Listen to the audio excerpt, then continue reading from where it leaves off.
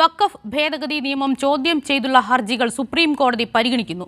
കപിൽ സിബലാണ് ആദ്യം വാദം ആരംഭിച്ചത്. മൗലികാവകാശത്തിലാണ് കേന്ദ്രം കൈകടത്തിയതെന്നും നിയമ ഭേദഗതി റദ്ദാക്കണമെന്നും ഹർജിക്കാർക്ക് വേണ്ടി കപിൽ സിബൽ വാദിച്ചു. വിവരങ്ങളുമായി സിബി ഉണ്ട്. സിബി, കേസ് ഇപ്പോൾ കോടതി പരിഗണിക്കുകയാണ്. വിവരങ്ങൾ എപ്രകാരം?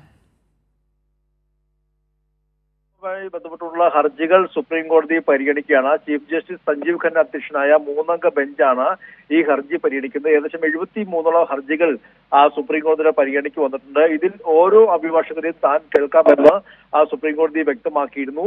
അതിൽ ഓരോ അഭിഭാഷകൻ നിർത്തുന്ന വാദങ്ങൾ അടുത്ത അഭിഭാഷകൻ പറയാത്ത രീതിയിൽ കൃത്യമായി ഈ വാദത്തിലേക്ക് കടക്കാമെന്നുള്ളതായിരുന്നു സുപ്രീം കോടതി ചൂണ്ടിക്കാട്ടി. ഇതിൽ പ്രധാനമായും കപിൽ സിബലാണ് ആദ്യം വാദം ആരംഭിച്ചത്. അദ്ദേഹം പ്രധാനമായും പറഞ്ഞത് ഈ ഒരു മതസ്വാതന്ത്ര്യം ഹനിക്കപ്പെടുന്ന ഒരു നിയമമാണ് ഈ വഖഫ് ഭേദഗതി നിയമം.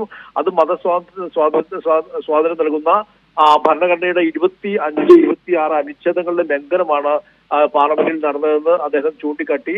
ഒരു നല്ല മുസ്ലിമാണെന്ന് സർക്കാരിന് മുന്നിൽ തെളിയിക്കേണ്ട ഒരു ബാധ്യത ഉണ്ടായിരിക്കുന്നു. അതുകൂടാതെ മതത്തിന്റെ ഒരു ഉള്ളടക്കത്തിലേക്ക് സർക്കാർ ചില നിബന്ധനകൾ കൊണ്ടുവരികയാണ്.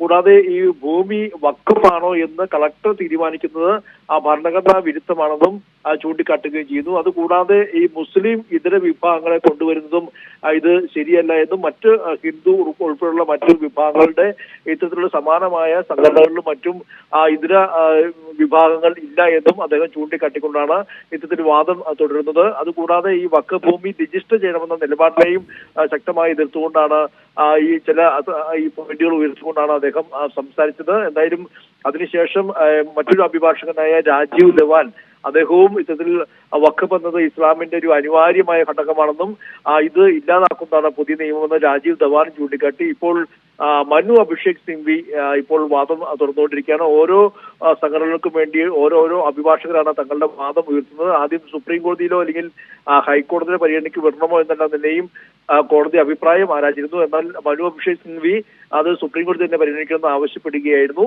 എന്നാലും ഇതിൽ പ്രധാനമായും സുപ്രീം കോടതിയും ചില ചോദ്യങ്ങൾ ചോദിക്കുന്നുണ്ട്. കാരണം ഇതുമായി ബന്ധപ്പെട്ടുകൊണ്ട് ഈ സംരക്ഷിത സ്മാരകങ്ങൾ പിന്നീട് വഖഫ് ഭൂമിയാകുമോ എന്നെല്ലാം ചില ചോദ്യങ്ങൾ സുപ്രീം കോടതിയും ചോദിക്കുന്നുണ്ട്.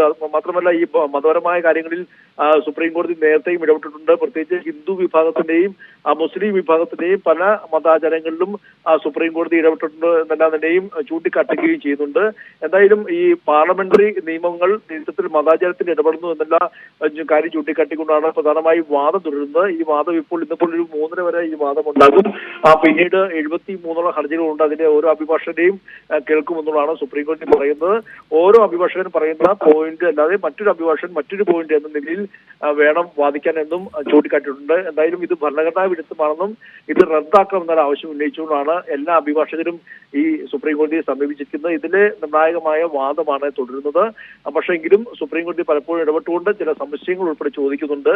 ഇതിൽ എന്തുകൊണ്ട് ഈ വഖഫ് ഭേദഗതി നിയമത്തെ എതിർക്കുന്നു, ഒരു മതവിഭാഗത്തിന്റെ കാര്യത്തിൽ എല്ലാം നിലയും പാർലമെന്റിന് ഇടപെടാൻ ചില അധികാരമുണ്ടോ എന്നെല്ലാം നിലയും സുപ്രീം കോടതി ചൂണ്ടിക്കാട്ടുകയും ചെയ്തുകൊണ്ട് എന്തായാലും ഇപ്പോഴും വാദം തുറന്നുകൊണ്ടിരിക്കുകയാണ്. കപിൽ സിബലിന്റെ വാദം മുസ്ലിം ലീഗിന് വേണ്ടിയാണ് കപിൽ സിബൽ ഹാജരായത്.